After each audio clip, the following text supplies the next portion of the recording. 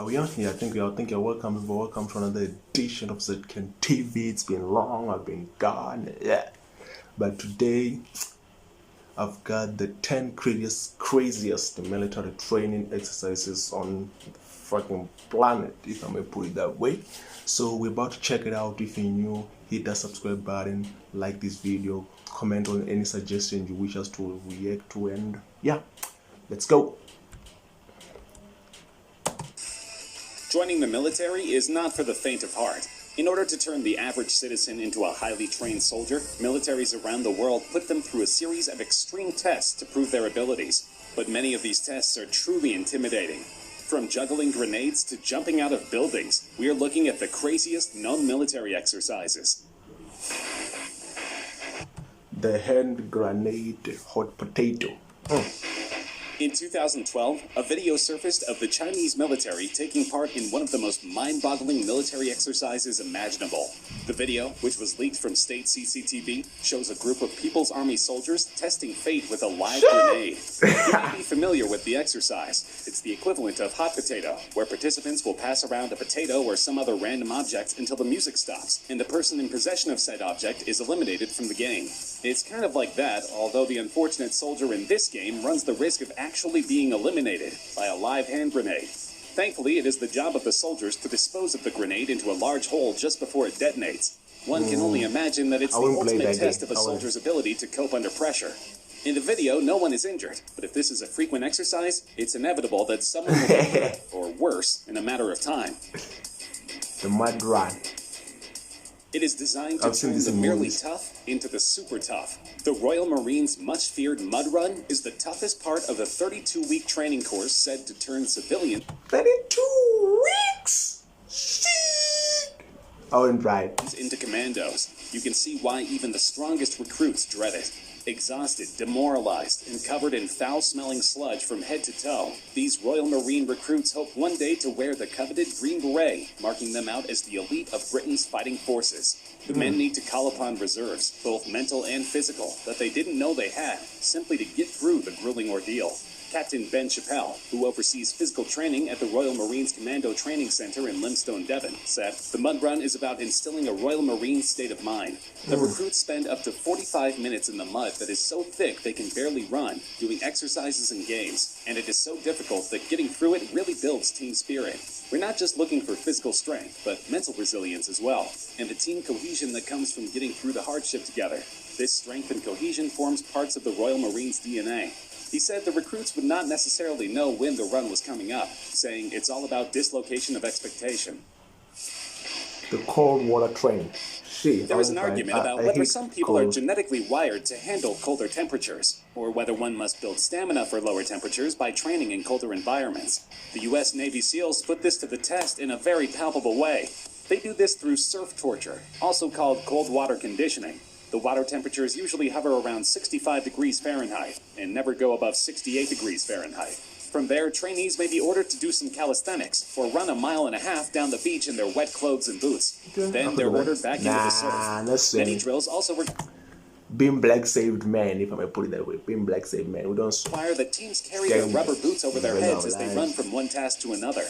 Even if the water is 90 degrees, your core temperatures will very slowly start to drop from its normal level of 98.6 degrees. The hours-long drill tests the personal resolve of all those involved and proves to superior officers who is most fit for war.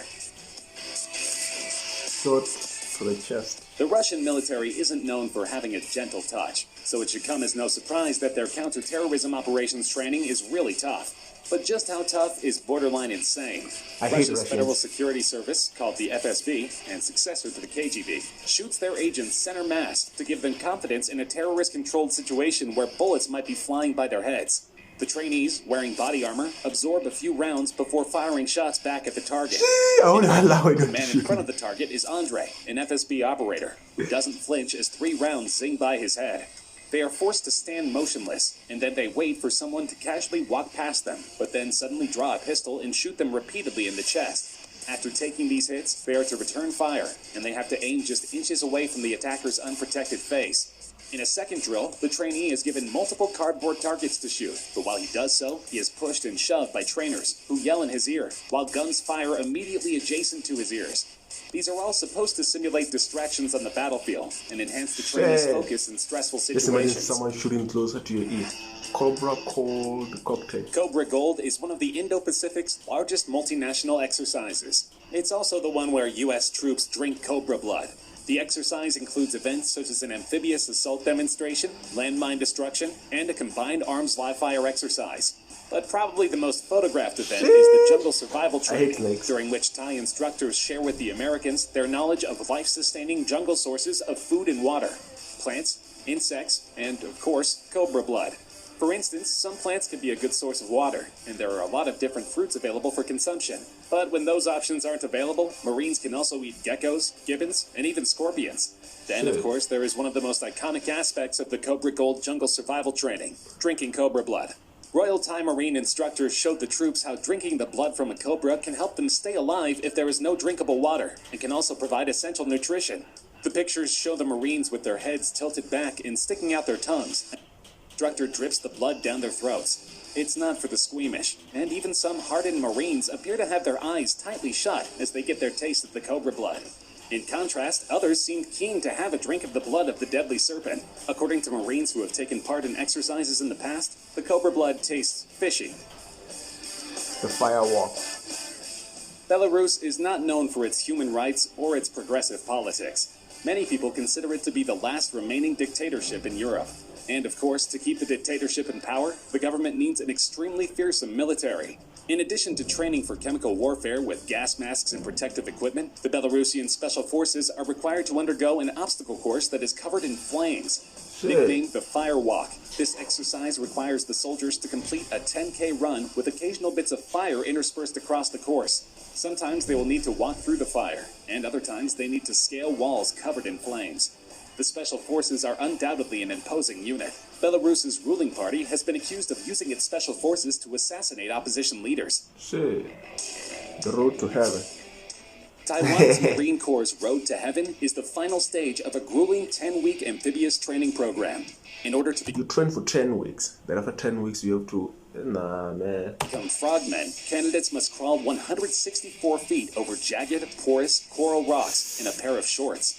The road to heaven starts with a hard fall from standing to planking position. The fall looks to be tough on the elbows, but immediately after, the recruits begin to crawl through the sharp rocks on the points of their knees and elbows. In some ways, the training simulates a landing on a rocky beach, but it appears to function mainly as a test in which the trainees must will themselves to conquer pain. The path has 10 stopping points, and at each one, the recruits must stop and perform an exercise. As they make their way, instructors pour salt water on them to exacerbate the pain of their open wounds. Friends and family of the trainees are encouraged to attend in order to make the soldiers more self-conscious. At the end of the long, rough road, they finally earn their place among the most elite soldiers in Taiwan. Breaking concrete with the Back in 2012, two videos surfaced on the internet. The first showed Chinese soldiers breaking bricks with their heads for training. The second one similarly showed the South Korean army breaking concrete with their heads. Many believe this is merely to show the strength of the People's Liberation Army. If combat were simply a matter of showmanship, then the PLA would be near invincible. But military officials are acknowledging that such displays have few practical applications, and are reconsidering the amount of time that troops spend on such training. The shift is a small but symbolically important part of China's broader effort to modernize its military. Going to war isn't a performance, Zhang Aijun, commander of a Special Operations Brigade in Beijing, told PLA Daily, the official newspaper of the Chinese military. Troops training must stick close to the realities of combat and pay special attention to the urgent need to strengthen fighting skills. This is why the Chinese army discontinued the practice in 2014. Martial arts performances are a trademark, PLA Daily said of the brigade, which it did not identify in detail.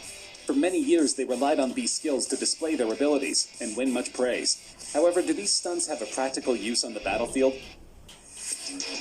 Covered in snow. Shit. Both U.S. and South Korean soldiers took part in an impressive cold weather training drill in 2017.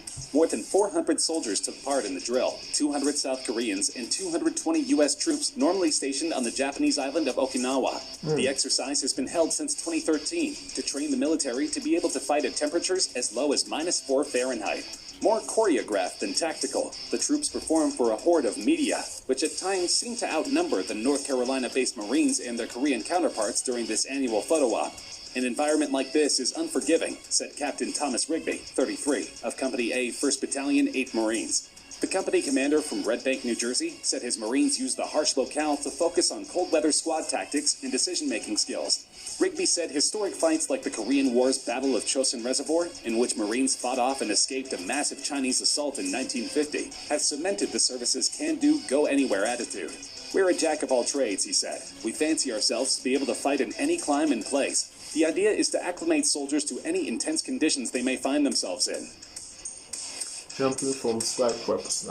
Service in the Israeli army is compulsory for all young Israeli citizens in good health. So recruits should hope that they are not forced into a controversial program in which they are forced to jump from the tops of skyscrapers and rappel down to buildings. The idea is to prepare the soldiers for the impact of a bomb on a building so that they can get citizens out of the flaming structure safely. It is also a preparation for terrorist situations where they need to enter a building covertly. Certainly the drills have many applications, but hopefully the soldiers don't suffer from vertigo or fear of heights. These new recruits will be prepared to defend the Tel Aviv skyline.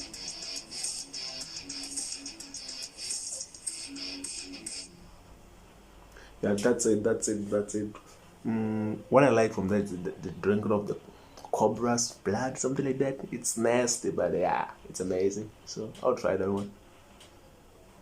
If you're new, guys, you know what to do, man. Hit that subscribe button, like the video, comment, yeah. Make suggestions. Out.